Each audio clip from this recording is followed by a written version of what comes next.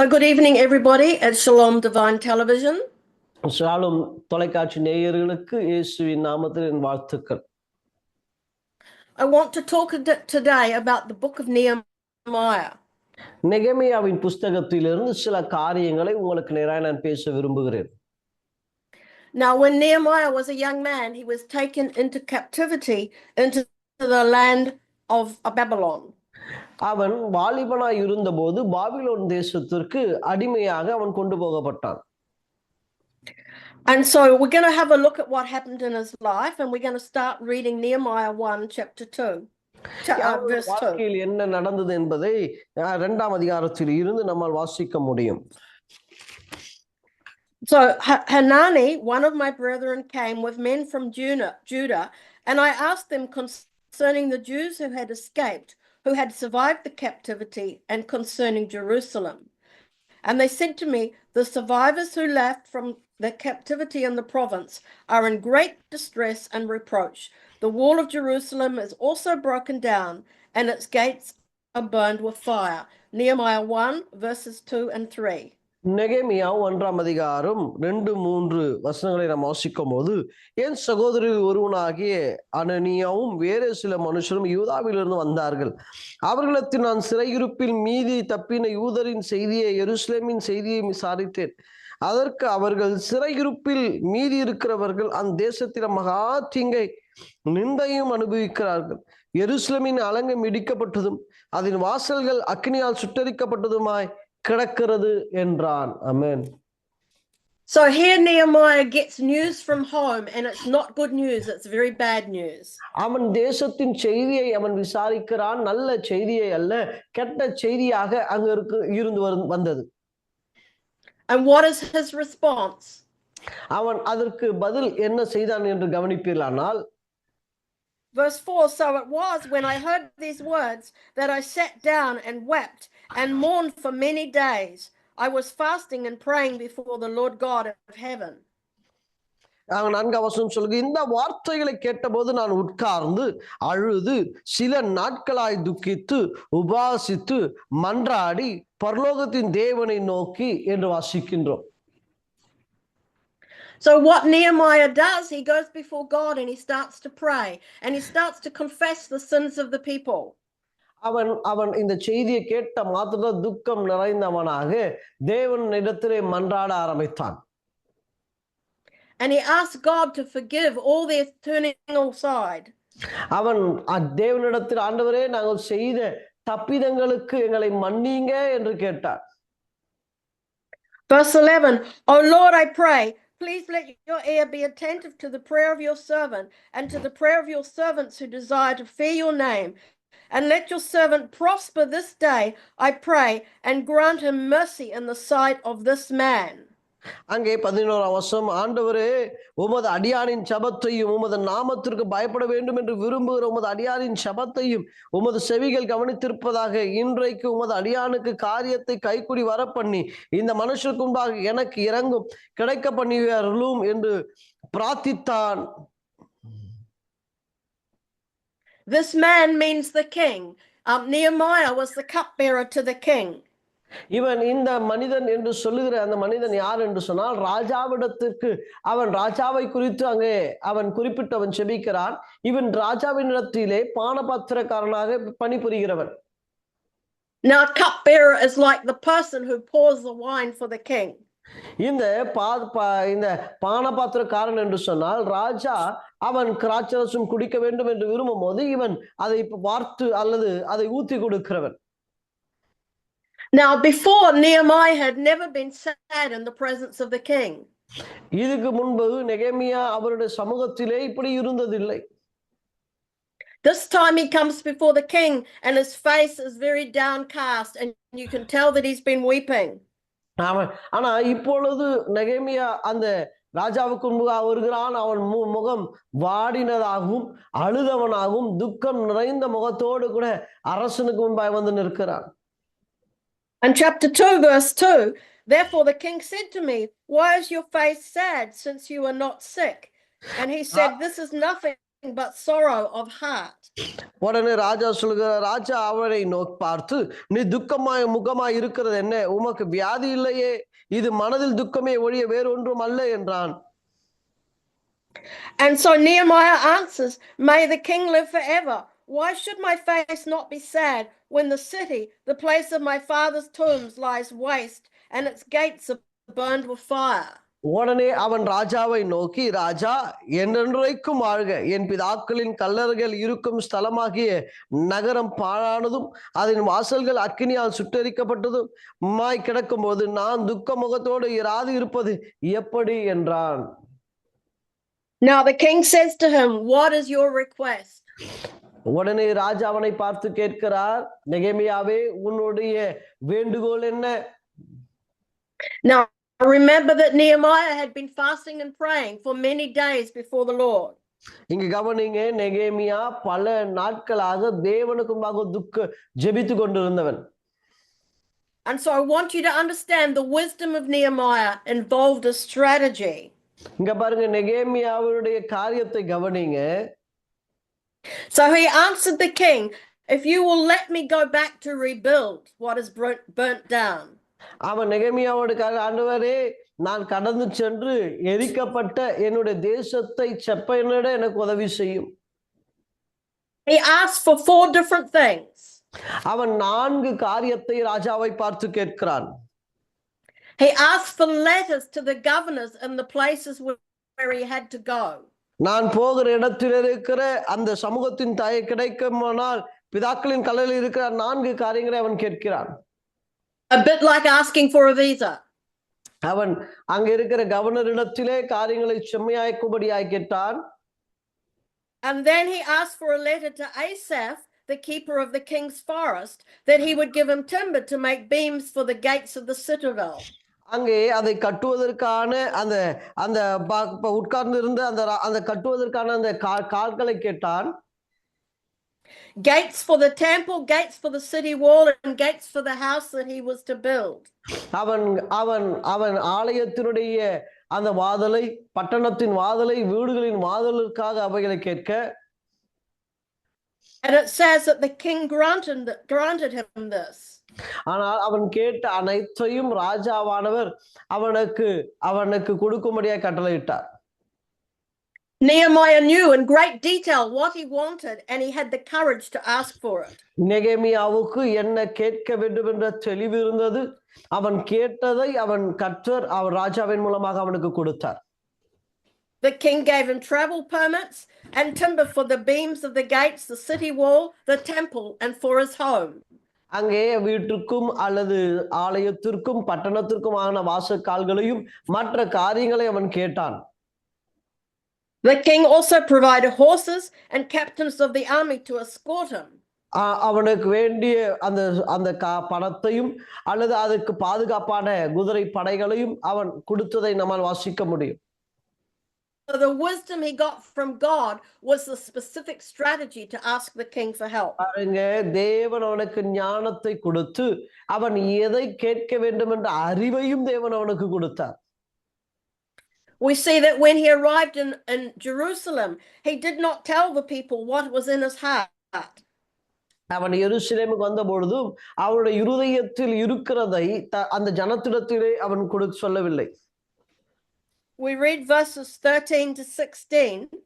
அங்க 13ல இருந்து 16ஆம் வசனம் வரைக்கும் நாம் வாசிப்போமானால், and I went out by night through the valley gate to the serpent well and the refuse gate, and viewed the walls of Jerusalem which were broken down, and its gates which were burned with fire.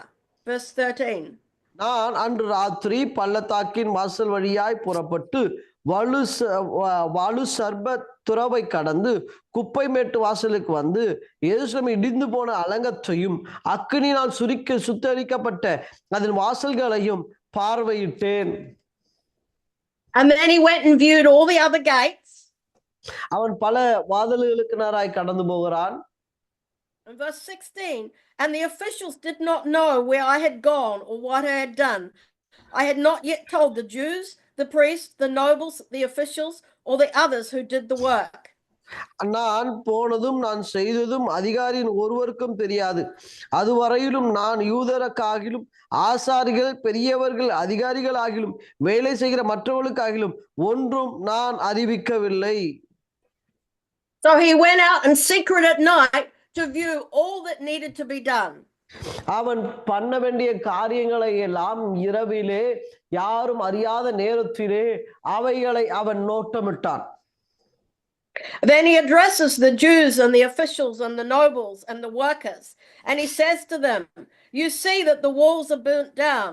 Come, let us build the walls of Jerusalem, that we may no longer be a reproach." அவன் அதற்கு பின்பு எருசலேமின் பாழாயிருக்கிறதையும் அந்த வாசல் அக்கினியால் சுட்டரிக்கப்பட்டதையும் நாம் இருக்கிற சிறுமையும் பார்க்கிறீர்களே, நாம் இனி நிந்தைகளாயிராதபடிக்கு எருசலேமின் அலங்கத்தை கட்டுவோம் வாருங்கள் என்றான். In verse 18, I told them of the hand of my God which had been good upon me, and also of the king's words which he had spoken to me. அவன் சொல்கிறான், என் தேவனுடைய கரம் என் மேல் நன்மையாய் இருக்கிறதையும் ராஜா என்னோடு சொன்ன வார்த்தைகளையும் அவர்களுக்கு அறிவித்தான். So they said, "Let us rise up and build." Then they set their hands to this good work. அவங்க சொல்லுகிறாங்க, அப்போது அவர்கள் எழுந்து கட்டுவோம் வாருங்கள் என்று சொல்லி அந்த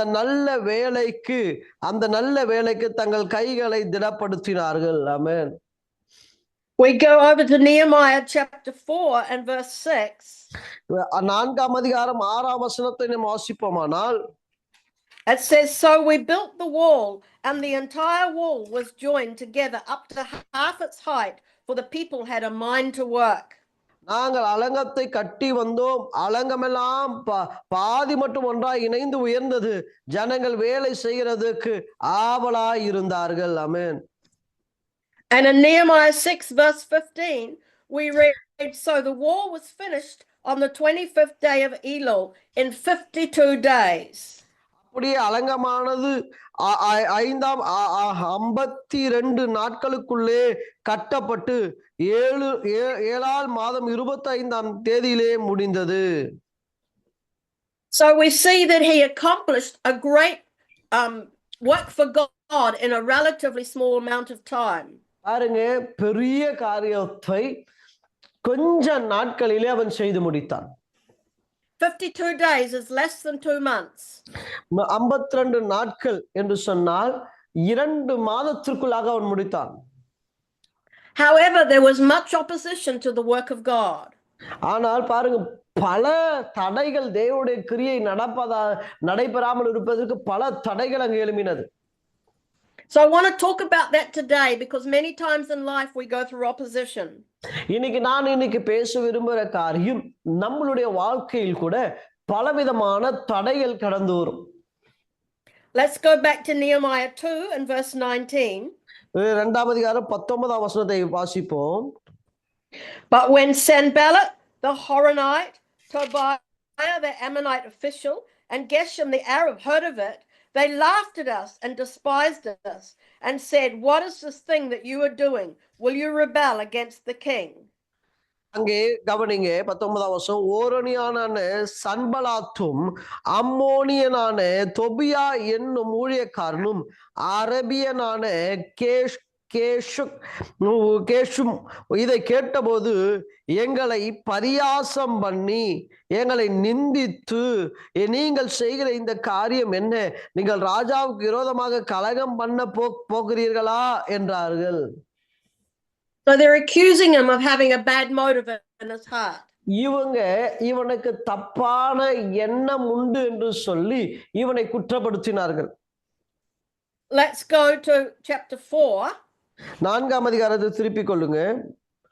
Verse 1, "And so it happened when Sanballat heard that we were rebuilding the wall, that he was furious and very indignant and mocked the Jews." நாங்கள் அலங்கத்தை கட்டுகிற செய்தியை சம்பலாத் கேட்டபோது அவன் கோபித்து எரிச்சலடைந்து யூதரை சகாதம் பண்ணினான். And they mocked the Jews, saying, "What are these feeble Jews doing? Will they fortify themselves? Will they offer sacrifices? Will they complete it in a day? Will they revive the stones from the heaps of rubble, stones that are burned? அங்க பாருங்க, அவன் கிண்டல் பண்ண ஆரம்பித்தான். அவன் சொல்லுகிறான், யூதர்கள் செய்கிறது என்ன? அவர்களுக்கு இடம் கொடுக்கப்படுமோ? பலியிடுவார்களோ? ஒரு நாளிலே முடிந்து போகுமோ? சுட்டரிக்கப்பட்ட மண்மேடுகளை கற்களாக உயிர் கொடுப்பார்களோ என்று தன் சகோதரருக்கு சமாரியாவின் சேனைக்கு முன்பாக சொன்னான். Verse 3, now Tobiah the Ammonite was beside him, and he said, whatever they build, if even a fox goes up on it, he will break down their stone wall. அப்பொழுது அம்மோனியனாகிய தொபியா அவன் பக்கத்தில் நின்று, இவர்கள் கட்டினாலும் என்ன, ஒரு நரி ஏறி போனால் அவருடைய கல் மதில்கள் இடிந்து போகும் என்றான். So the first opposition they faced was mockery and ridicule. பாருங்க, எதிர்த்தரப்பினர்கள் அவர்களை அற்பமாக எண்ணினாங்க, அவளை வெறு எரிச்சல் உண்டாக்கினார்கள், கேலி செய்தார்கள். Then we see that they came under a threat of attack. We go to Nehemiah chapter 4 and we read verse 9. 9ஆம் வசனத்தை நாம் வாசிப்போமானால் 4:9. Actually, let's go back to verse 7. Now it happened when Sanballat, Tobiah, the Arabs, the Ammonites, and the Ashdodites heard that the walls of Jerusalem were being restored and the gaps were beginning to be closed, that they became very angry, and all of them conspired together to come and attack Jerusalem and to create confusion. இங்க கவனிங்க, 7-8 வசனங்களை வாசிக்கும் பொழுது, அங்கே எருசலேமின் அலங்கத்தை கட்டுகிற வேலை வளர்ந்தேறுகிறது என்று, இடிக்கப்பட்ட இடங்கள் அடைக்கப்பட்டு வருகிறது என்றும், சன்பலாத்தும் தொபியாவும் அரபியரும் அம்மோனியரும் இஸ்தோத்தியரும் கேட்டபோது அவர்கள் மிகவும் எரிச்சலுள்ளாகி எருசலேமின் மேல் யுத்தம் பண்ண எல்லோரும் ஏகமாய் வரவும் வேலையை தடுக்கும் கட்டுப்பாடு பண்ணினார்கள். So they created confusion and tried to stop them from building. அன்புக்குரியவர்களே, அங்க கவனிங்க, அங்க சொல்லப்படுது, அவர்கள் ஒரு குழப்பத்தை அங்க வருவிக்க நடத்தினார்கள். They tried to make them afraid to do their work. குழப்பத்தை உண்டாக்க முயன்றார்கள், பயத்தை உண்டாக்க முயன்றார்கள். Discouragement and fear is a very big thing. அதே வண்ணமாக சோர்வும் பயம் அது மிகப்பெரிய ஒரு ஆயுதம், அதை பயன்படுத்த ஆரம்பித்தார்கள். Verse 13, therefore I positioned men behind the lower parts of the wall at the openings, and I set the people according to their families with their swords and their spears and their bows. 13ஆம் வசனத்தை கவனிங்க, அப்பொழுது நான் அலங்கத்திற்கு பின்னாக இருக்கிற பள்ளமான இடங்களிலும் மேடுகளிலும் பட்டயங்களையும் ஈட்டிகளையும் வில்லுகளையும் பிடித்திருக்கிற ஜனங்களை குடும்பமாய் நிறுத்தினேன். Verse 14, and I looked and arose and said to the nobles and to the leaders and to the rest of the people, do not be afraid of them. Remember the Lord, great and awesome, and fight for your brethren, your sons, your daughters, your wives, and your houses. அதை நான் பார்த்து எழும்பி பிரபுக்களையும் அதிகாரிகளையும் மற்ற ஜனங்களையும் நோக்கி, அவர்களுக்கு பயப்படாதிருங்கள், நீங்கள் மகத்துவமும் பயங்கரமான ஆண்டவரை நினைத்து உங்கள் சகோதரருக்காகவும் உங்கள் குமாரருக்காகவும் உங்கள் குமாரத்திகளுக்காகவும் உங்கள் மனைவிகளுக்காகவும் உங்கள் வீட்டிற்காகவும் யுத்தம் பண்ணுங்கள் என்றேன். So that plot came to nothing. அவர்களுடைய சூழ்ச்சிகள் ஒன்றுமில்லாமல் போனது. But this group of men did not stop their opposition. ஆனால் இந்த கூட்டத்தார் இவர்களை எதிர்க்கிற பணியை அவர்கள் கைவிடவில்லை.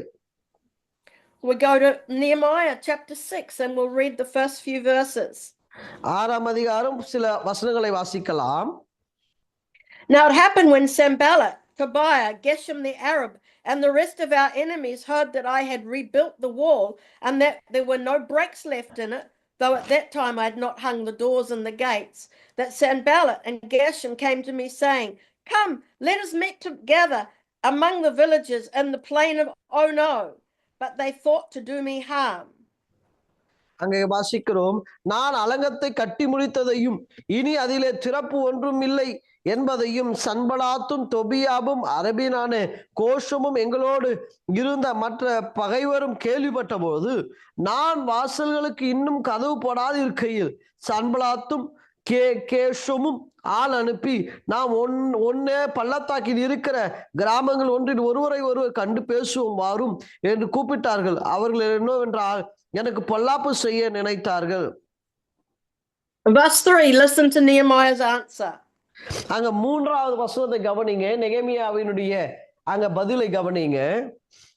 So I sent messages to them saying, I am doing a great work and I cannot come down. Why should I cease while I leave it and go down to you? அங்கே அவன் சொல்லுகிறான், நான் அவனிடத்தில் ஆட்களை அனுப்பி நான் பெரிய வேலையை செய்கிறேன், நான் வரக்கூடாது, நான் அந்த வேலையை விட்டு உங்களிடத்து வருகிறதினால் அது மினக்கப்பட்டு போவுமே என்று சொன்னான். So 4 times they sent this message to him to come down and stop the work. இந்த பிரகாரமாக 4 தரம் அவர்கள் ஆள் அனுப்பினார்கள். Then we'll see in verse 5 that Sanballat sends his servant with an open letter. This is the 5th time.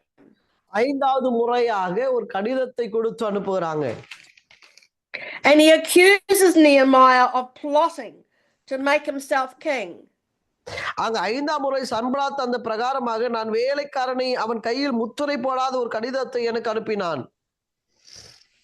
And verse 8, Nehemiah says, no such things as you say are being done, but you invent them in your own heart.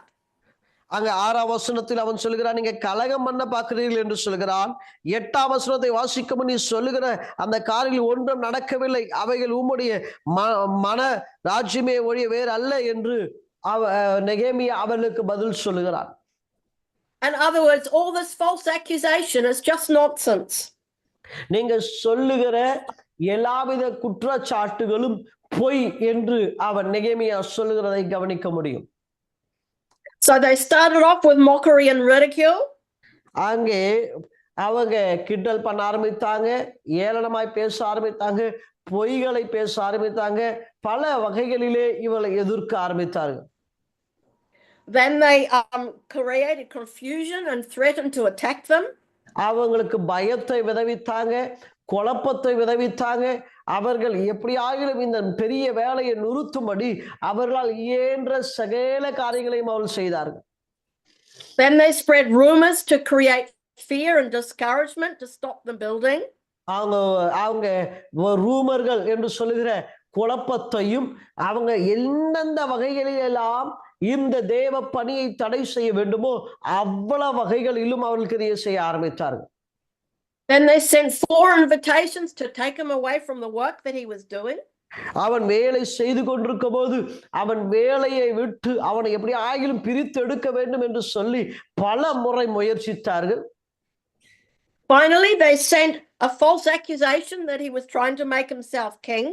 கடைசியாக ராஜாக்கு விரோதமாய் குழப்பம் விளைவிக்கிற நபர் இவன் என்று சொல்லி அவன் மேல் குற்றம் சாட்டினார்கள். And the 5th thing they did was to hire a false prophet. 5வது காரியமாக அவங்க செய்த காரியம் கள்ள தீர்க்கதரிசி எழுப்பினாங்க. Let's go to verse 10. அவன் 10ஆம் வசனம். Afterwards I came to the house of Shemaiah, the son of Deliah, the son of Methatabel, who was a secret informer. And he said, let us meet together in the house of God within the temple, and let us close the doors of the temple, for they are coming to kill you. Indeed, at night they will come to kill you. அங்க 10ஆம் வசனத்தை கவனிங்க. மெகதோபுயாவிலின் குமாரனாகிய தெலோயாவின் மகன் செமையா தன் வீட்டில் அடைக்கப்பட்டு இருக்கும் போது நான் அவனிடத்தில் போனேன். அப்போது அவன், நாம் இருவருமாய் தேவனுடைய வீடாகிய ஆலயத்திற்குள் போய் தேவ ஆலயத்தின் கதவுகளை பூட்டுவோம், வாரும், உம்மை கொன்று போட வருவார்கள், இரவிலே உம்மை கொன்று போட வருவார்கள் என்றான். Now this man Shemaiah is a false prophet, and he's trying to trick Nehemiah into hiding in the temple. இந்த குமாரனாகிய தெலோயாவின் மகன் செமையா அவன் ஒரு கள்ள தீர்க்கதரிசி. He answered in verse 11, and I said, should such a man as I flee? And who is there such as I who would go into the temple to save his life? I will not go in. Verse 12, then I perceived that God had not sent him at all, but he pronounced this prophecy against me because Tobiah and Sanballat had hired him. அதற்கு நான், என்னை போன்ற மனிதன் ஓடி போவானோ, என்னை போன்றவன் உயிர் பிழைக்கும்படி தேவாலயத்தில் போய் பதுங்குவானோ, நான் போவதில்லை என்றேன். தேவன் அவனை அனுப்பவில்லை என்றும் தொபியாவும் சன்பலாத்தும் அவனுக்கு கூலி கொடுத்ததினால் அவன் எனக்கு விரோதமாய் அந்த தீர்க்கதரிசனம் சொன்னான் என்றும் அறிந்து கொண்டேன். So we see that he had done all these methods to try and stop the building of the wall. அங்க பாருங்க, எப்படி ஆகிலும் தேவனுடைய ஆலயம் காரியங்களை செப்பனிடுவதை நிறுத்த வேண்டும் என்று இவர்கள் முயற்சித்தார்கள். And what happened was they were the ones that got disheartened and upset. பாருங்க, என்ன நடந்தது என்று சொன்னால், தேவ வேலை நடந்தது, எதிர்த்தவர்கள் தோற்று போனார்கள். After the wall was completed in 52 days, 52 நாட்களிலே அந்த அந்த அந்த மதில் சுவரானது கட்டி முடிக்கப்பட்ட பொழுது, we read in Nehemiah 6 and verse 16. 6ஆம் அதிகாரம் 16ஆம் வசனத்தில் வாசிக்கிறோம். And it happened when all our enemies heard of it, and all the nations around us saw these things, that they were very disheartened in their own eyes, for they perceived that this work was done by our God. இங்க கவனிங்க, 16ஆம் வசனம், எங்கள் பகைஞர் எல்லோரும் அதை கேட்டபோது, எங்கள் சுற்றுப்புறத்தாராகிய புறஜாதியான அனைவரும் கண்டபோது மிகவும் முனையற்று போய் இந்த கிரியை எங்கள் தேவனால் கைகூடி வந்ததென்று அறிந்தார்கள். ஆமென். I just want to encourage all of you who are going through a hard time. Don't give up. அன்புக்குரியவர்களே, கஷ்டமான பாதையில் கடந்து போகிற உங்களை பார்த்து நான் சொல்லுகிறேன், சோர்ந்து போகாதீங்க. In Psalm 27, சங்கீதம் 27ஆம் சங்கீதம் verses 13 and 14, 13-14ஆம் வசனத்தை நாம் வாசிக்கும் பொழுது, King David says, I would have lost heart unless I had believed that I would see the goodness of the Lord in the land of the living. அங்கே 13-14 வசனம் இப்படி சொல்லுங்க, நானோ ஜீவனுள்ளோர் தேசத்திலே கர்த்தருடைய நன்மையை காண்பேன் என்று விசுவாசித்திருந்தால் கெட்டு போவாது இருப்பேன். கர்த்தருக்கு காத்திரு, அவர் உன் இருதயத்தை ஸ்திரப்படுத்துவார். திடமனதாயிரு, கர்த்தருக்கே காத்திரு. ஆமென். So I want to talk just very briefly about the goodness of God. இன்னைக்கு சுருக்கமாய் தேவனுடைய நன்மைகளை உங்களுக்கு சொல்ல விரும்புகிறேன். God is good. கர்த்தர் நல்லவர். He's good in the morning. Our அதிகாலையிலும் நல்லவராயிருக்கிறார். He's good all day long. அவர் நாள் முழுவதும் அவர் நல்லவரும் நன்மைகளை செய்கிறவருமாகவே இருக்கிறார். His goodness preserves us in times of difficulty. கஷ்டப்பாடுகளின் மத்தியிலே அவர் நமக்கு உதவியாயிருக்கிறார். His goodness lets us shelter in his arms. அவர் கஷ்டப்பாடுகளின் மத்தியிலே அவர் நம்மை தம்முடைய சட்டையின் மறைவிலே மறைத்து கொள்கிறார். His goodness is better than life. அவருடைய நன்மை அது ஜீவனை பார்க்கிலும் பெரியதாயிருக்கிறது. His goodness revives us. அவருடைய நன்மை நம்மை புத்துயிர் கொண்டு வருகிறது. And it even tells us in Psalm 90 verse 14 that his goodness allows us to sing. சங்கீதம் 19:14 வாசிக்கும் போது அங்க அவருடைய நன்மை நமக்கு பூர்ண ஆசீர்வாதத்தை தருகிறது என்று வாசிக்க முடியும். Psalm 90 verse 14. 90வது சங்கீதம் 14ஆம் வசனம். It says, "Oh, satisfy us early with your mercy, that we may rejoice and be glad all our days." அங்க வசனம் இப்படி சொல்லுங்க, நாங்கள் எங்கள் வாழ்நாளெல்லாம் களி கூர்ந்து மகிழும்படிக்கு காலையிலே எங்களை உமது கிருபையினால் திருப்தியாக்கும். ஆமென். I want to also go to Psalm 30 verse 11. 30ஆம் சங்கீதம் 11ஆம் வசனத்தை வாசிப்பிலானால், and this is for all those that go through a hard time. கஷ்டப்பாடுகளின் மத்தியிலே போகிறவர்களுக்காகவே கர்த்தரால் கொடுக்கப்பட்ட வாக்கு. You have turned for me my mourning into dancing. You have put off my sackcloth and clothed me with gladness, to the end that my glory may sing praise to you and not be silent. O God, my Lord, I will give thanks to you forever. என் புலம்பலை ஆனந்த களிப்பாக மாற்ற பண்ணினீர். என் மகிமை அமர்ந்திராமல் உம்மை கீர்த்தனம் பண்ணும்படியாக நீர் இரட்டை களைந்து போட்டு மகிழ்ச்சி என்னும் கட்டினால் என இடை கட்டினீர். என் தேவனாகிய கர்த்தாவே உம்மை என்றென்றைக்கும் துதிப்பேன். ஆமென். Sometimes life is hard and we go through difficult circumstances. அன்புக்குரியவர்களே, சில சமயங்களிலே வாழ்க்கை கடினமாய் கடந்து போகக்கூடும். But we always do come out the other end. ஆனாலும் கர்த்தர் நமக்கு வழிகளை திறந்தருளுவார். But what you have to know is that God is there with you when you go through the difficult time. நீங்க ஒண்ணு புரிஞ்சு கொள்ளுங்க, நீங்க கஷ்டத்தின் பாதைகளிலே போகும் பொழுது உங்களுக்கு துணையாக தேவன் உங்களோடு கூட இருக்கிறார். It says in Psalm 23, even though I walk through the valley of the shadow of death, I will fear no evil, for you are with me. சங்கீதம் 23 வாசிக்கிறோம், மரண கட்டுகள் என்னை சூழ்ந்தபோது அல்லது மரண பள்ளத்தாக்கில் நான் நடந்தாலும் பொல்லாப்புக்கு பயப்பட தேவரீர் நீர் என்னோடு கூட இருக்கிறீர். ஆமென். The Bible says that weeping lasts for a night, but joy comes in the morning. பாருங்க, காலையிலே சந்தோஷத்தை தருகிற தேவன் என்று வசனம் சொல்கிறது. We know if we look at the seasons that there is a wintertime season. நம்ம காலங்களை பார்க்கிறோம். This is the time when plants die down. It's the time when animals like bears, they hibernate and go to sleep. பாருங்க, அந்த அந்த குளிர் காலத்திலே பார்த்தால் செடி கொடி மரங்கள் எல்லாம் அது அப்படியே மரித்து போய்விடும்.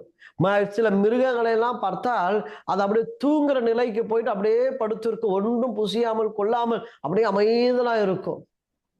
In some places there's much snow covering the ground, so nothing can grow. சில பிரதேசங்களை போய் பார்ப்போமானால் பனி பொழிவு அதிகமாக இருக்கும், ஒரு செடி கொடி மரங்கள் கூட அங்கு முளைக்காது. But we know when the springtime comes that snow will melt. இன்னைக்கு குளிர்காலம் வந்தா அப்படி ஒரு காரியங்கள் நடக்கும். And then the plants will start to sprout and come forth. பாருங்க, அப்புறம் குளிர் கடந்து போகும்போது செடிகள் திரும்பமாய் துளிர் விட ஆரம்பிக்கும். The birds and the animals come to life. அங்க அந்த குளிர் பிரதேசத்துல இருக்கிற பறவைகளும் மிருகங்களும் திரும்பவும் ஜீவன் பெற்று அவர்கள் துள்ளி குதித்து ஓடி வெளியே வரும். All the plants have new shoots on them because there's new life. அங்க எல்லா செடிகளும் புதிய துளிர்களை விட்டு முளைத்து எழும்ப ஆரம்பிக்கும். It's the same for us. அப்படிதான் உங்க வாழ்க்கையில என் வாழ்க்கையில நடக்கும். We go through a time of grief. இன்னைக்கு நம்மளோட வாழ்க்கையில கஷ்டங்கள் கடந்து வருகிறது என்றால், we go through a time of difficulty. ஒருவேளை சோர்வான காரியங்கள் நம்மளோட வாழ்க்கையில் நடக்கும் என்றால், sometimes all our hopes and dreams might die. இன்னைக்கு ஒருவேளை நம்மளுடைய பல காரியங்கள் சோர்ந்து போய் நீங்கள் இருப்பீர்களானால், but the good news is that God is with you in this time. நல்ல செய்தி என்னதுங்களா, கர்த்தர் உங்களோடு கூட இருக்கிறார். and after the winter there will come a springtime. இந்த குளிர் காலத்திற்கு பிறகு ஒரு இன்னும் வசந்த காலம் என்று ஒன்று இருக்கிறது. அன்பு சகோதரனே, there will come a time when there will be new life. அந்த வசந்த காலத்திலே நீ இழந்தது என்று நினைத்திருக்கிற அதிக காரியங்கள் அப்படியே துளிர்த்து எழுகிற காலமாக அது மாறும். when fresh hope will come. ஒரு புது நம்பிக்கை பிறக்கும். let me pray for you. உங்களுக்காக நான் ஜெபிக்க விரும்புகிறேன். Lord, we thank you for this study today. ஆண்டவரே, இந்த நாளிலே நீர் கொடுத்த நல்ல பாடத்திற்காய் நன்றி அப்பா. we thank you that you gave the people a heart to work. ஆண்டவரே, உம்முடைய ஜனங்கள் பணி செய்வதற்கான இருதயத்தை தருவீராக. and Lord, even though much discouragement and mockery and everything came against them, they did not give up.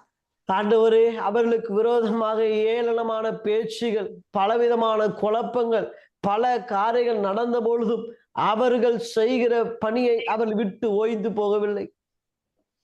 Lord, when we face ridicule and when we face attack and discouragement and fear, ஆண்டவரே, நாங்கள் பொல்லாங்கானவர், ஆண்டவரே, பயத்தையும் சோர்வையும் ஆண்டவரே வியாகுலத்தையும் ஆண்டவர் எங்களுக்கு விரோதமாய் அவன் கொண்டு வரும் பொழுது, help us not to give up, but know that you are with us in this trial. ஆண்டவரே, இந்த கஷ்டப்பாடுகளின் மத்தியிலே நாங்கள் ஆண்டவரே நாங்கள் சோர்ந்து போய் விட்டு விடாதபடிக்கு உம்முடைய பலத்திலே தொடர்ந்து ஓட எங்களுக்கு கிருபை தாருங்க. give us discernment and wisdom to know the tricks of the enemy. ஆண்டவரே, பிசாசானவனுடைய தந்திரங்களையும் சூழ்ச்சிகளையும் அறிந்து செயல்பட எங்களுக்கு கிருபை தாருங்க. Help us not to give up, but to do what you've called us to do. ஆண்டவரே, நீர் அழைத்த அழைப்பை தொடர்ந்து ஓட எங்களுக்கு கிருபை தாருங்க. Lord, I pray for every person going through a hard time. ஆண்டவரே, இந்த வேளையில கஷ்டமான வாழ்க்கை வாழுகிற ஒவ்வொருவருக்காய் நான் ஜெபிக்கிறேன். Lord, you give them courage. ஆண்டவரை உற்சாகப்படுத்துகிறோம். Help them to know that they will come through this time. ஆண்டவரே, அவர்களை நீங்க உருவாக்குவீராக. Help them to know that your goodness is with them. ஆண்டவரே, உம்முடைய நன்மைகள் அவர்களோடு கூட இருக்கிறது என்பதை அவர் உணர அவர்களுக்கு உதவி செய்யுங்க. That you will turn their mourning into dancing. அவருடைய துக்கங்களை சந்தோஷமாய் மாற்றுங்க அப்பா. Because joy comes in the morning. ஆண்டவரே, அதிகாலையிலே நீர் எங்களை சந்தோஷிப்பிக்கிற தேவன் என்று நாங்கள் வாசித்தோமே. Help them to wait for their springtime.